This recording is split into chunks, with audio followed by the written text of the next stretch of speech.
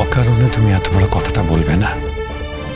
তোমার এক কথায় সবটা বিশ্বাস করেছি, কিন্তু আমার শুধু একটা কথাই মনে হয়েছে, তুমি যদি কথাটা আমাকে আরো আগে বলতে, তাহলে ব্যাপারটা এত দূর আমি কথা দিতাম না।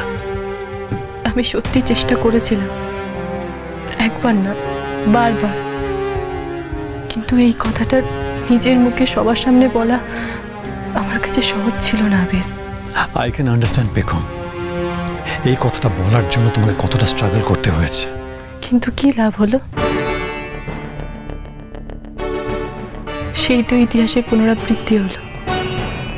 10 বছর আগেও কেউ আমাকে বিশ্বাস করেনি, আর আজও প্রত্যেকটা মানুষ, শুধুমাত্র তুমি ছাড়া, কেউ আমাকে বিশ্বাস করলো না। সবাই আমার থেকে মুখ ফিরিয়ে চলে গেল, সবাই আমাকে ভুল বুঝলো। না পেখম, সবাই তোমাকে ভুল বুঝবে এটা হতে পারে না।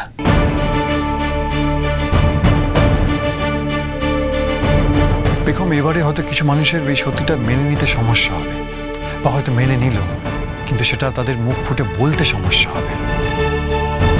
কিন্তু সবাই তোমাকে ভুল বুঝবে, সেটা হতে পারে না পেখম, এটা আমার বিশ্বাস। আর তুমি আমাকে বিশ্বাস করো তো?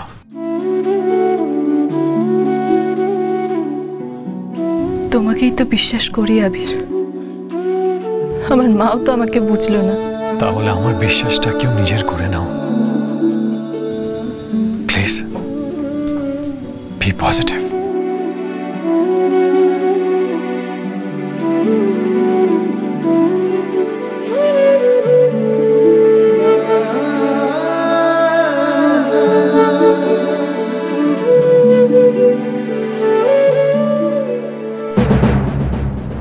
আনএক্সপেক্টেড কিছু একটা ঘটবে, সেটা এই সিচুয়েশনে কি যে রিঅ্যাক্ট করা উচিত কিছুই বুঝতে পারছি না।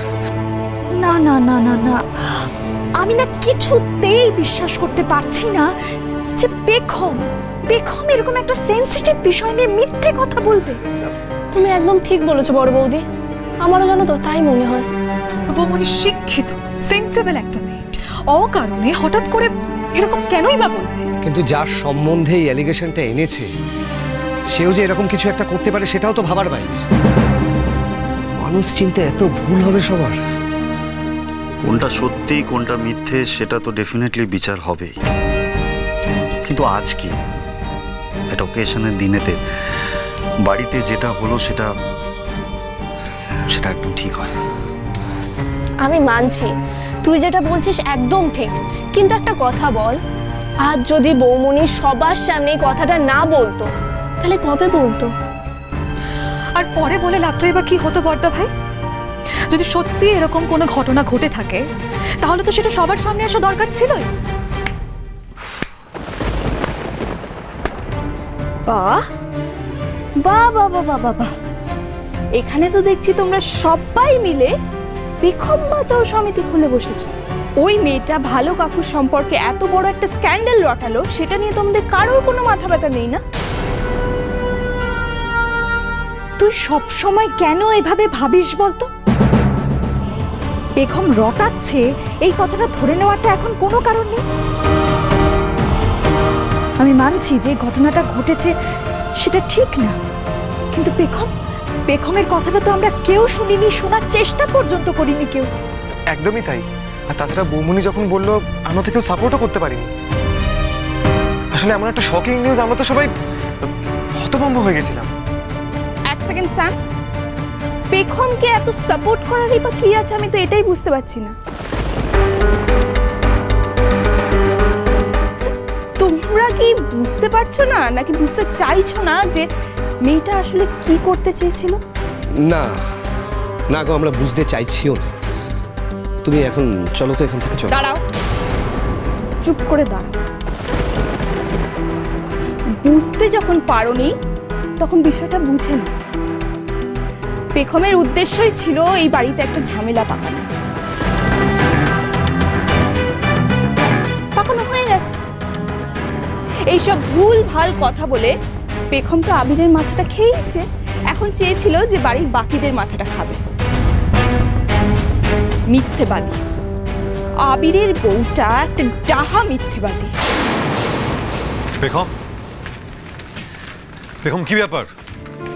তুমি হঠাৎ করে নিচে নেমে এলে কেন? কি হলো? বাড়িতে এত বড় অশান্তি হয়ে গেল, সকাল থেকে কেউ কিচ্ছু খায়নি। আবির না খেয়ে থাকলে সবাই অসুস্থ হয়ে পড়বে। দাদু ঠাম্মি আছে, বাচ্চাগুলো আছে, তাদের জন্য কিছু খাবারের ব্যবস্থা করে রাখি। সবাই তোমাকে এত ইনসাল্ট করলো, তোমাকে একলা থাকার কথা বললো, তারপরে তুমি সবার কথা ভাবছো। কেন চিন্তা করব না? এই পরিবারটা কি আমার না? এই পরিবারের মানুষজনগুলো আমার আপনজন নয়? হ্যাঁ, আজ যদি আমার মা আমাকে বকাবকি করতেন, তাহলে সে রাগ নিয়ে আমি বসে থাকতাম যেখানে বসে থাকবো? আজ হয়তো আমাকে সবাই ভুল বুঝে আমার থেকে মুখ ফিরিয়ে চলে গেছে, কিন্তু তুমিই তো বললে একটু সময় পেলে সবাই আমাকে বুঝবে। আর এভাবে সবাই না খেয়ে থাকবে সেটা আমি কোনোভাবেই মেনে নিতে পারবো না। চাই চালটা। হ্যাঁ,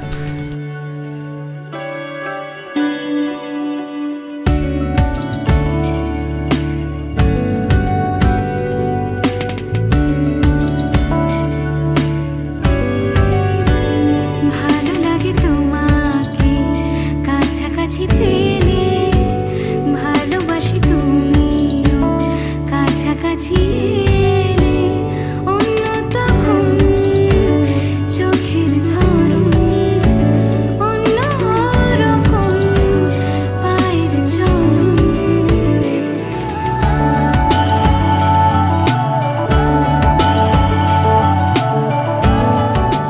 তুমি ঠিক আছো তো? Thank you. ভাত কাপড় যখন দায়িত্ব নিয়েছি তখন এইটুকু তো করতেই হবে। তোমায় নিয়ে ব্যস্ত যখন, অন্য কিছু আমি শুনতে না পাই। তোমার ঘুমে পর্দা সরা, বৃষ্টি হব আমি জানলা পারে, তুমি আশেপাশে ছায়া হয়ে মায়ায় জড়ালে, তুমি এক নিমেষে ভালোবেসে আমায় বাঁচালে, তুমি এক রাতে একটা চিঠি আমায় পাঠালে। ভালো লাগে তোমাকে কাছাকাছি পেলে, ভালোবাসি তুমিও কাছাকাছি এলে।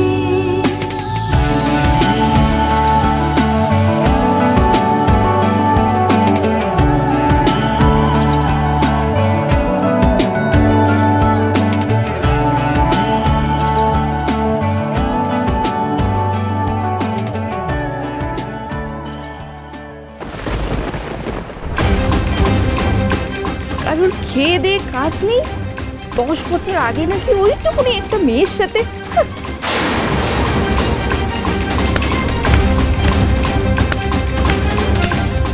বাহ, কি চমৎকার! তোমার মতো মেয়েদের জন্যই বোধহয় ওই প্রবাদটা তৈরি হয়েছিল, মেয়েরাই মেয়েদের শত্রু।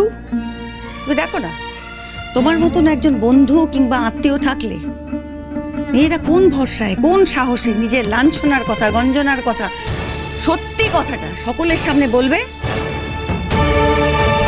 তুমি নিজে একজন মেয়ে হয়ে আরেকজন মেয়ের সম্বন্ধে এই কথা বলতে পারলে?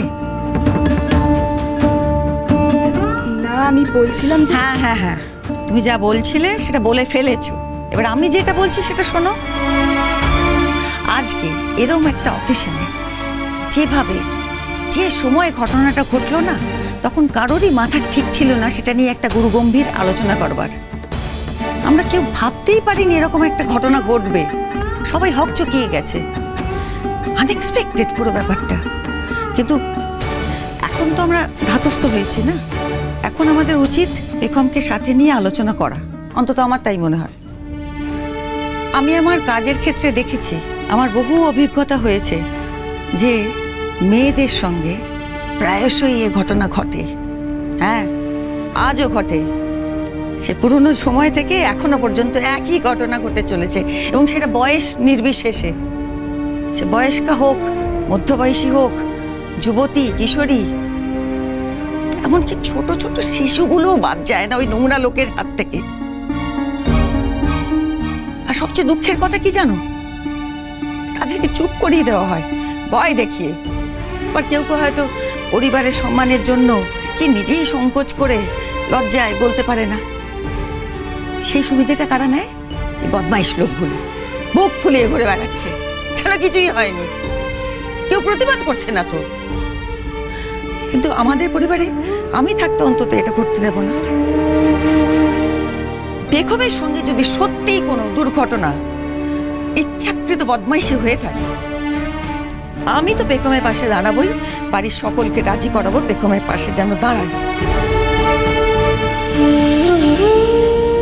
এসব কথা শোনার পর থেকে না মনের মধ্যে একটা ভাবনা চলছিল, আর আমি এসব ভাবতে ভাবতেই যাচ্ছিলাম যে দেখি কথা বলা যায় কিনা বাড়ির অন্যদের সঙ্গে। সেই সময় তোমাদের মিটিংয়ের কথা আমার কানে এলো, দেখলাম সবাই কি পজিটিভলি রিয়াক্ট করছে, আমার বাড়ির ছোট ছোট সদস্যরা।